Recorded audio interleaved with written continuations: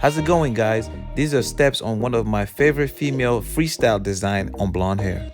I go over the top layer of the head with a number 3 guard to even and smoothen the hair using my fading clippers. Now wanting to go too low on the sides, I use the 1.5 guard against the grain all the way around. This will help keep the design dark. Blend out as necessary to complete the fade.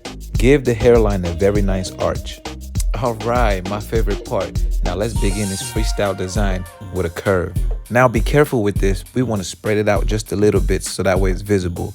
Now let's give her another curve. But this time around, we're going to take this curve all the way to the other side of the head and we're going to connect it with the loop. I recommend you stretch out the corners of the loop for structure. Don't stop there. Continue with the freestyle design by adding more shapes and characters to it. Don't be afraid, guys. You cannot mess up on your own freestyle design. Keep adding more characters to it as you go. Also take a step back to see what you have so far, or maybe you want to add to it. With taking that step back, it brought me different ideas on how to make that design pop out more with a taper fade around the neck.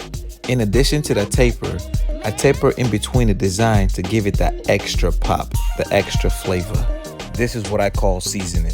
It's when you blend in between the designs to give it a smooth transitioning. Blending is the key to making your freestyle design pop out. With the 1.5, lightly graze the side of the design. I'm calling this the chameleon blend. Then spin it around and cross-check your work. Never rush a hairline, as I use a dry straight razor to remove baby hairs from her face and square up the edges. Never say oops, always say interesting. The rule to a freestyle design is to not be boring. Nothing can be interesting if you are not interested. Boom! Let's take us back to the memory lane of what she used to look like before. And bam! This is the after results. Let me tell you guys something. Just don't give up trying to do what you really want to do, because at the end of the day, it's your freestyle. And if you can't change the world, change one person's world.